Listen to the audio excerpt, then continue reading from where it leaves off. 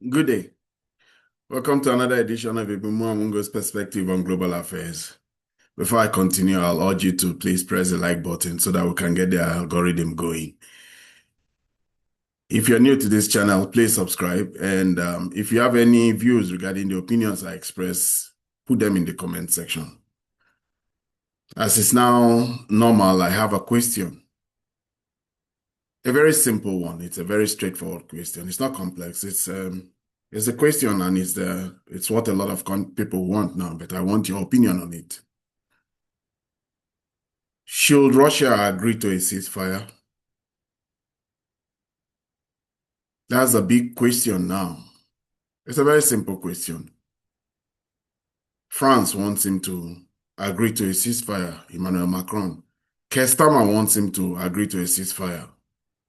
Zelensky desperately wants him to agree to a ceasefire. That is President Putin, of Russia. And Donald Trump has suddenly started to say he wants the conflict frozen at the present line of contact. In other words, he wants a ceasefire. So quite a lot of countries want President Putin and the Russian people to agree to the ceasefire in the Ukraine-Russia war. So my question to you, my audience today is, do you think that Russia should agree to the ceasefire? Russia has, for the past 3 years, been saying that they are ready to dialogue, they are ready to come to the table, but they will only come to the table when these people who want a ceasefire are ready to address the root cause of the problem. They don't want a ceasefire. They've wanted a permanent solution to the root causes of the problem. They have quite a lot of demands. They have their own demands. They have never shaken and moved from their demands. President Putin and every single member of his cabinet knows clearly what that demand is.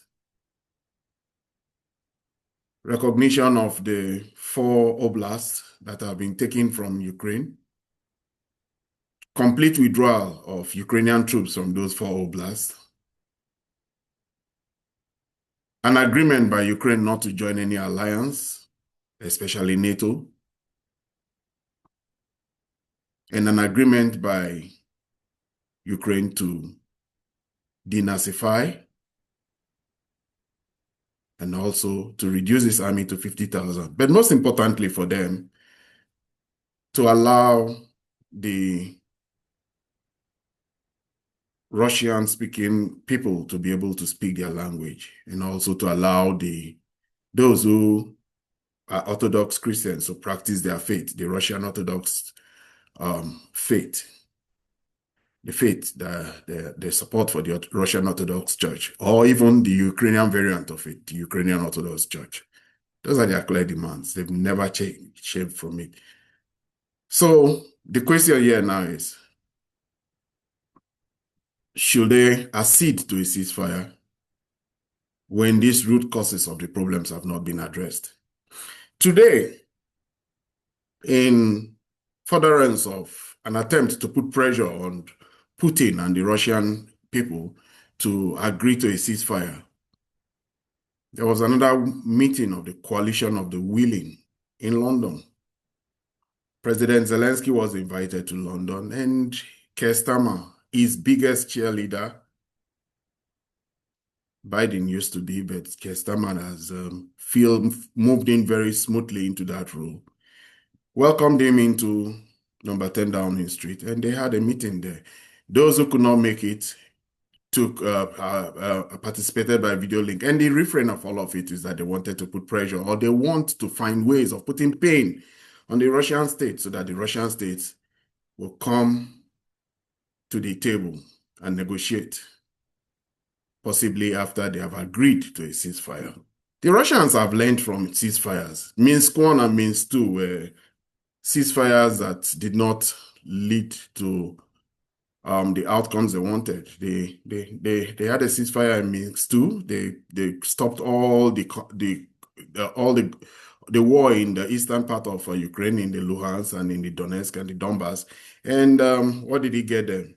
Ukrainians just rearmed and continued. And that's what the Russians continue to complain about. But anyway, today, ceasefire was on the table. And one of the things that the British have devised to try and make sure that the ceasefire does finally take place is that they need to support Ukraine to be able to have capabilities for long-range missiles, to be able to shoot long-range missiles, cause maximum pain to the Russians. That's what they want. So today, the coalition of the willing met, and Britain asserted that they are negotiating with Trump to transfer Tomahawk missiles to Ukraine so that they can use it to shoot deep into Russia. This meeting was one where the Scandinavian countries of Holland and Denmark, Netherlands that is, and Denmark were also well represented. The Danes have become very, very, very active in it since we got to learn that a Danish contingent was blown up. The Prime Minister of Denmark has become a very big advocate and activist for the Ukrainian cause. So today, she was part of this coalition of the willing meeting that happened in London. But before the meeting, Keir Starmer met with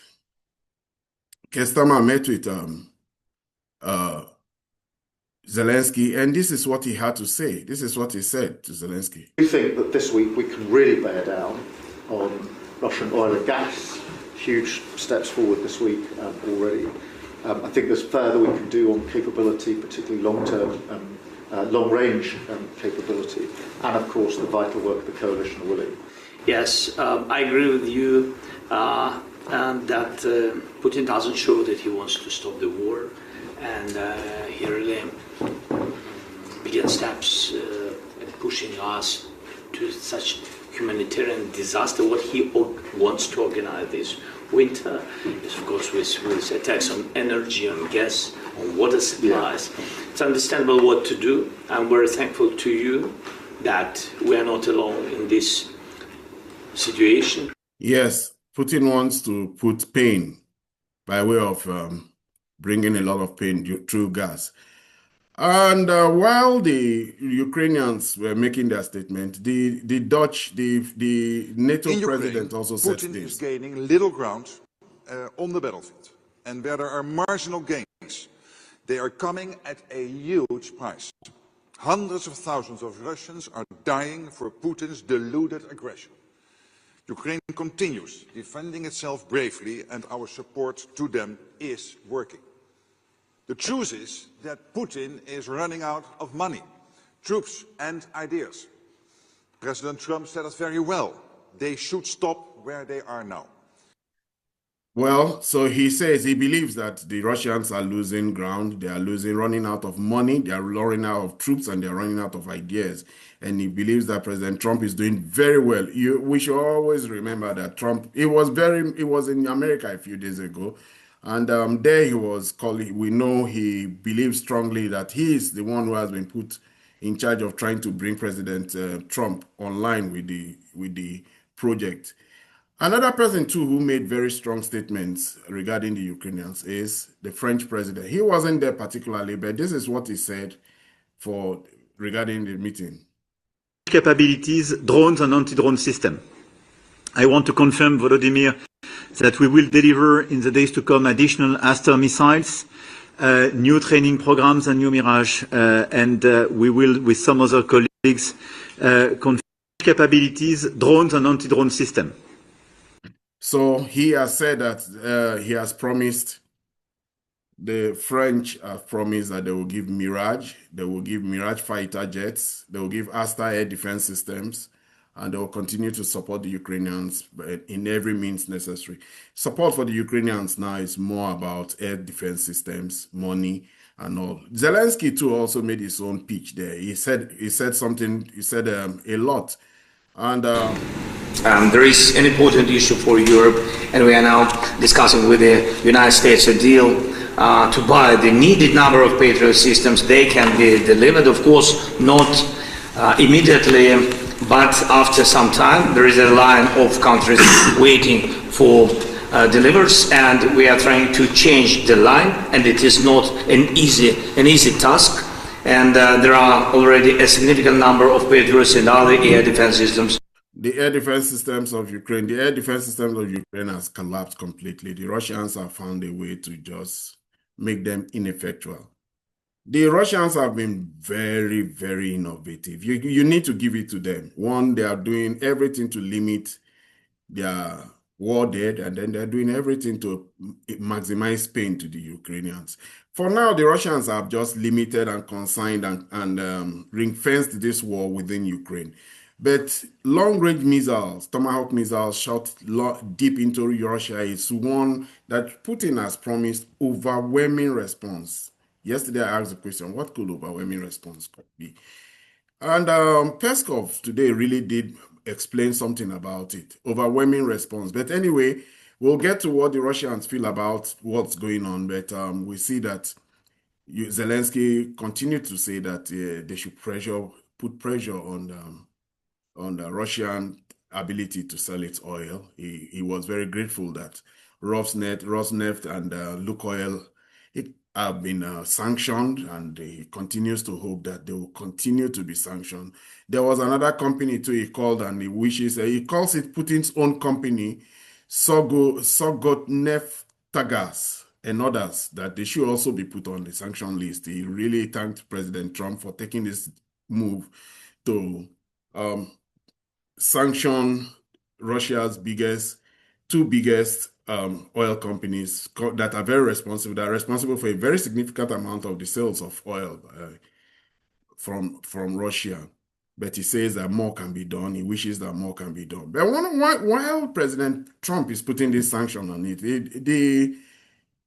the Trump representative to NATO, the American Whitaker is saying that, yes, we want to put pressure on President Putin so that he can come to this ceasefire. But he recognizes that two plays this game. He recognizes that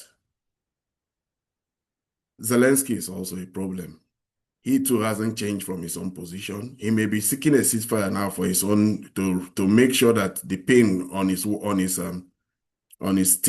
army and his people is reduced.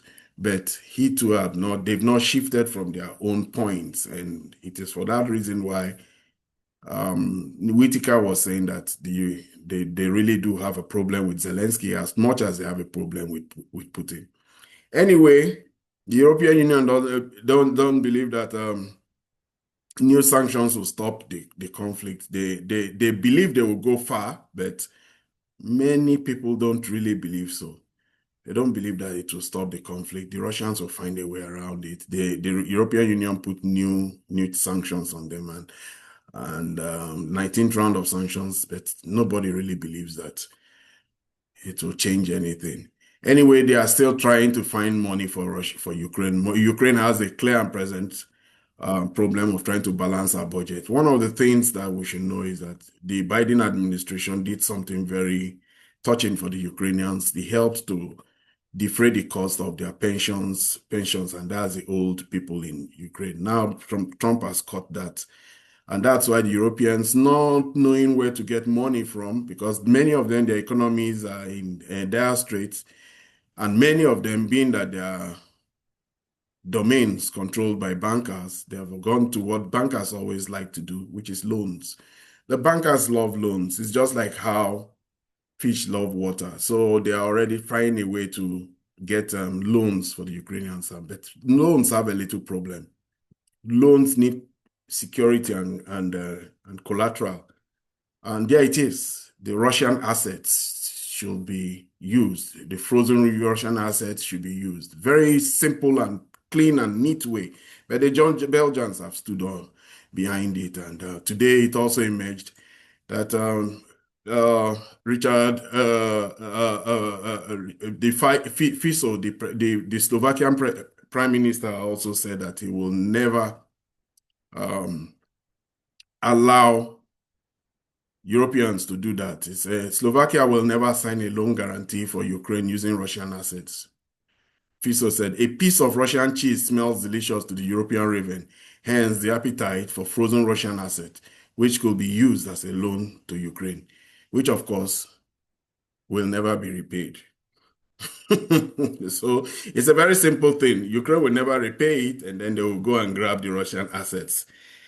Some people don't just seem to bother about creating complications for grandchildren because, as far as they're concerned, that will be a problem that some other person is going to handle later on. Anyway, this is what has happened today. Peskov has explained in depth what President Putin means when he says that there will be overwhelming response should long-range missiles be used against Russia. The Kremlin explained President Putin's word about Russia's stunning strike. Peskov, Russia will give a stunning response to attempts to strike deep into the territory. President Putin has always said, being a pacifist, Americans seem slow to grasp it. President Putin indeed has been slow to escalate this war. He's having a problem now holding off his contingent of very, very far-right ultranationalists who want him to take a much more strong, decisive action. I asked a question in one of my videos, and it seems like quite a lot of the viewers of this program also want him to take much more decisive action. But ultimately, the decision seems to be in President Putin's hands. President Putin has led Russia very well. They are very grateful for that. And they know that his decisions are, even though he comes out of it, he finally makes a decision that many people don't like, it's usually a collective decision. And they left him to make the decisions that has brought Russia from the brink of being a very broken country to being a very strong, self-respecting, sovereign country in modern day world, one that is now contributing to being the new multipolar world that we see. So the Duma, a Russian Duma has also taken a side. If they are long-range US-guided, US-controlled strike deep inside Russia, Russia will reciprocate against the aggressor. Who will this aggressor be now? Will they be the British who really want to transfer? We heard Zelensky yesterday saying that Tomahawk missiles is not only owned by America, but the British have some, but they can also, they're ready and willing and very agile to waiting to hand it over to Zelensky. The British have been very helpful, but their weapon systems are just falling short. They've given him Storm Shadow missiles. the Russians just decoded them, used electronic warfare on them, and instead of going into Russia, some of those Storm Shadow missiles were flying into far off their targets. The Russians just decoded their Storm Shadow and Scalp missiles, which are the French and British variants of the same missile. The same thing too for their Challenger weapons and their howitzers, all have just been destroyed. There is a British magazine called James. They tell us so much about the great military prowess and military industrial complex of the British. The war in Ukraine has also shown that they are caricatures of what they really claim to be. But there is still big industrial systems they have. After all, they build their own submarines and they build their own nuclear submarines and they build their own aircraft carrier, even though they build it with cost overruns, very costly. There's an attempt by the British to build a high-speed rail line between London and I think it was supposed to go into Scotland. They've cut it short to reaching Manchester, and that project has been on for 10 years now. It's not going to finish. So that, I think, is the H2 project like that. Last time I was in London, I was in the Canary Wharf, and I was looking at that project being put together. It's still there. It's still ongoing. Maybe it will be launched by 2030 something. That's just how they've fallen back in their ability and capacity to build. And it may just not be that they can do much, their weapon systems. So that's why they want the Tomahawk that are already in their stock. They want to give it to Ukraine.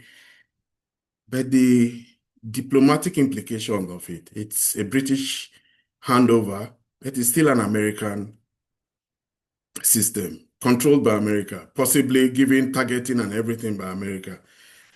And this is where I see the duplicity and deviousness of the British again. They still want it. In another way and manner, they still want this confrontation to escalate to being a Russian-American confrontation. The bankers in London are unrelenting. They come out with devices that are very, very deep in thought, but everybody can now see through them. So the British want to hand over the Tomahawk, say it is for Ukraine, but ultimately it is the Americans that will still do all the targeting. And the Russians have already said they know who will be doing the targeting. Then the British will hands off and say, we are not part of this project. And then they love it when America goes again and takes care of a problem for them. Trump is not buying it. Everybody now knows the deep role of the British banking class, and a lot of people now know what really is going on there. Peskov clarified that we are not talking about the supply of American missiles, but the possible strike on Russian territory. He noted that the president was talking about attempts to carry out attack deep into Russian territory and not about the supply of Tomahawks. Kremlin stressed that the president clearly outlined Russia's position on this issue. Anyway, Russia is not allowing this to stop it. Kirill Demitrov is in America. He is in America. He's trying to make peace. It was quite a shocking move. Quite a lot of people were surprised to see Kirill Demitrov going to America. I had lined up that video, but I can't find it here now. And he landed in America, and Betty said, Kirill Demitrov, who is President Putin's special representative for this peace rapprochement between America and Russia, is the opposite number of Steve Witkoff in this peace process, arrived in the United States to continue dialogue between the United States and Russia. The visit was planned some time ago at the invitation of the American side. The dialogue should continue with full understanding of Russian position and respect for national interests. Sanctions against Russia will have absolutely no impact on its economy, but will instead lead to higher prices in America. Yes, he had a very extensive interview in New York. It was quite a curiosity. Quite a lot of people in New York were wondering who was this man that looked very much protected. The Russians weren't taking any chances. Dimitrov went with a very big security retinue. And as he was conducting his interview right in the middle of New York, I used to live in New York. I could even identify the particular street he was in, somewhere in Manhattan. And he was giving that interview, and it was a curiosity. It was quite interesting to see him, but he's there on the invitation of America to continue these back channel talks that are very important as they try to seek peace. Let's go to the changing world, the multipolar world that is being redefined by China. China, the X factor that nobody saw coming, and China is the one country that has shown that despite all the machinations of the collective West, they will continue to keep their sovereignty and they will not be talked to anyhow. Talked down to, condescended to, China is no push around anymore. President Trump has come out with a new tariff regime in his new iteration as the 47th president. And he has come to find out that the China he left in 2020 is not the China he came to meet in 2025. Two different countries. So while he was banning and hammering and disparaging China in his first term,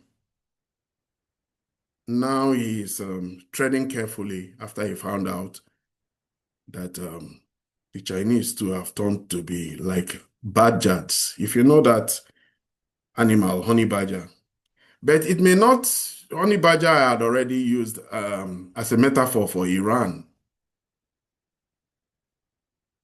Maybe the Chinese should be compared to the skunk.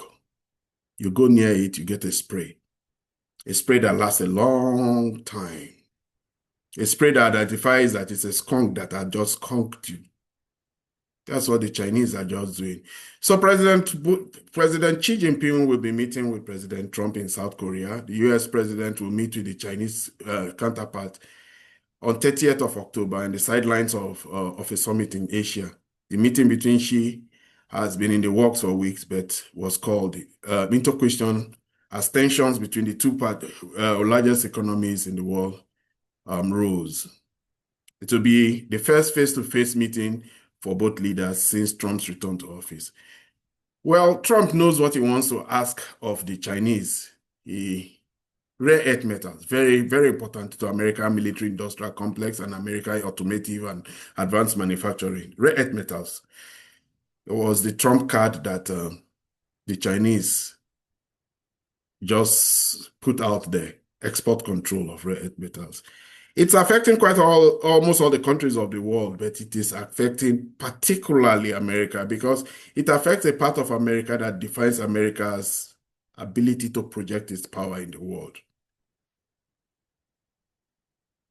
The manufacture of Patriot missiles, interceptor missiles, F-35, F-22. F-22, they've stopped producing it.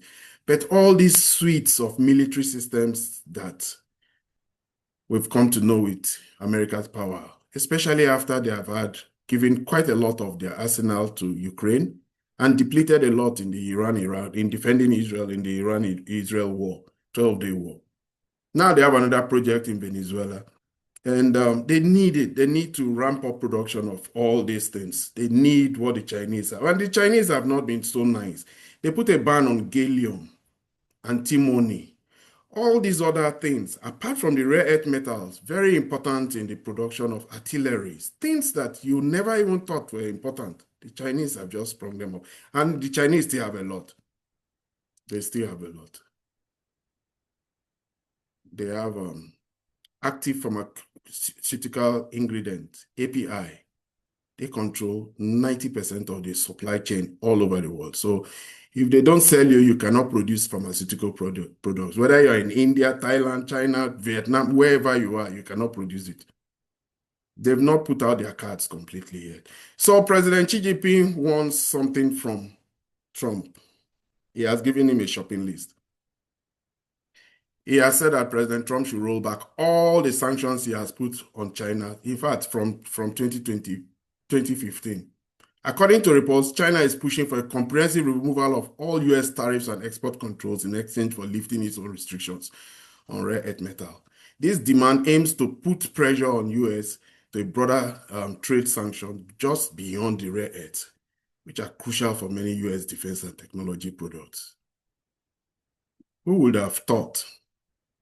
China's goal is to seek complete rollback of what the U.S. economic aggression today. Anyway, that is what they are wanting. And it is the Wall Street Journal who reported this and said, when the media puts out some of this information, we should take it with a grain of salt, though. They may just want to rile up the society against the Chinese. But sometimes when you say something, it's almost like telling me now that Dr. Ebimo Amungo has challenged Mike Tyson for a fight. That is not a possibility. That can happen. But if you say Mike Tyson has been challenged by Canelo, that is a possibility. That's a possibility. It will be an interesting one. And that's just where it is now. The ability that even if it has an agenda in the report, it actually is a possibility. But they will be meeting and the whole world is looking forward to that meeting. But one person who has already found themselves at the very wrong end of the Chinese and the ability of the Chinese to retaliate are the Dutch and the Germans. The Dutch seized Nexperia, owned by Wintech, a Chinese company, and the Chinese told their Chinese subsidiary to stop supplying legacy semiconductors to Europe, because even though the company is managed and run in Netherlands, most of the supply chain is in China. Now the Germans have a very big problem. Mercedes-Benz, Volkswagen, and all of them, they don't have chips anymore. They still have supply, but these are countries that plan several quarters ahead, and they are worried. So their foreign minister tried to go and have a meeting with the Chinese. They did to him what they did to the last foreign minister of China, Annabella Baerbock. She is now in the United Nations General Assembly as the president. They limited the amount of meetings that he had sought. He wanted meetings, he wanted to have meetings with several Chinese representatives. None was willing to give him the meeting, so he had to cancel. German foreign minister cancels trip to China. China humiliated Germany. The German foreign minister, Wadenfor, is canceling a trip to China because no one wants to meet with him. Earlier, Western media reported that a group of high-ranking EU officials will go to China next week for urgent talks. This was reported in the Guardian newspaper. The Guardian notes that the main goal of the visit will be to try to save European automotive industry. This skunk has capacity to retaliate. China has changed the world. For 100 years, they were humiliated, and they never forget it. They call it the 100 years of humiliation. That is actually what the Chinese call it. 100 years of humiliation. But now, this is the way. This is their own ability to hit back when you do what the Europeans had always done. I mean, you want to take. You just go and frame one excuse and seize the assets and turn all the policies and all the ideologies of liberal free market on its head. You seize a Chinese company that was operating in your territory because you can. You tell them the Dutch law that they contravened. Well, now the Chinese too also tell you. And they have actually told the Chinese domestic subsidiary not to even bother to listen to the instructions from Denmark anymore. They replaced the CEO, Chinese CEO, with some German CEOs and all, and they just told them that as far as they're concerned, that company only has a Chinese branch. Anyway, another thing too that the Chinese also did is that the German economy minister Catherine Reich announced that she was lodging a diplomatic protest against Beijing for blocking Xperia semiconductor shipments. We wish her luck. On a final note, I want to talk about something that is very significant, very, very significant. It just shows us where the world is as the world is changing. And that's the fact that it will be China that will be broadcasting the Olympics from Italy, the Winter Olympics. Yes, the world has changed. The world has changed. It will be China that will be broadcasting from the Winter Olympics. China Media Corporation is sending equipment to Italy for broadcasting the Olympics. The games will start on February 6th, but the Beijing headquarters of the media holding has already prepared for the first batch of equipment of broadcasting 4K and 8K formats for delivery to Europe. I watched the Beijing Olympics. It was spectacular. I should also point out that was the Olympics that was boycotted by America. I think America took part in it, but the delegation that was supposed to take part in the opening ceremony, all the countries that were supposed to come, they all turned down. And guess who showed up for that Olympics? It was President Putin. He had a lovely one-on-one time with President Xi Jinping, and he told President Xi Jinping that he may have a project that he needed to come and let him know. That Olympics ended on the 20th of February, 2022, and on the 22nd of February or 24th of February, there about 2-3 days later, the Russians launched their special military operation. So that Olympics was projected in a very spectacular manner. It was a very spectacular. It held in Beijing, and Beijing now has the distinction of being the only city that has held 2 Olympics. I was there for 2008. I did not watch the Olympics, but I saw the construction of the bird's nest. I have great memories of it. So they are now going to be the ones to be showing the Olympics to the world, the Chinese, not a French company, not an American company, not a German company, a Chinese company. China Media Corporation and our technical systems will play the major role for the first time in international broadcasts of the opening and closing ceremonies of the Olympic Games. This will break the monopoly of European and American broadcasters and also confirm confident growth of Chinese technology and their surveillance significance in the world. Explains China Media Group's technical coordinator at the Games, Wang Dagen. We are in the age of the multipolar world, an age where there's technological sovereignty for some countries, manufacturing sovereignty also, and of course, military and political sovereignty. This is where I end my video for today. If you have any views regarding the opinions I just expressed, please put them in the comment section. If you're new to my channel, please subscribe. Do well to like and share. It's very important in helping to facilitate the growth of this channel. Until I see you again on my next video, you have a good day. Goodbye.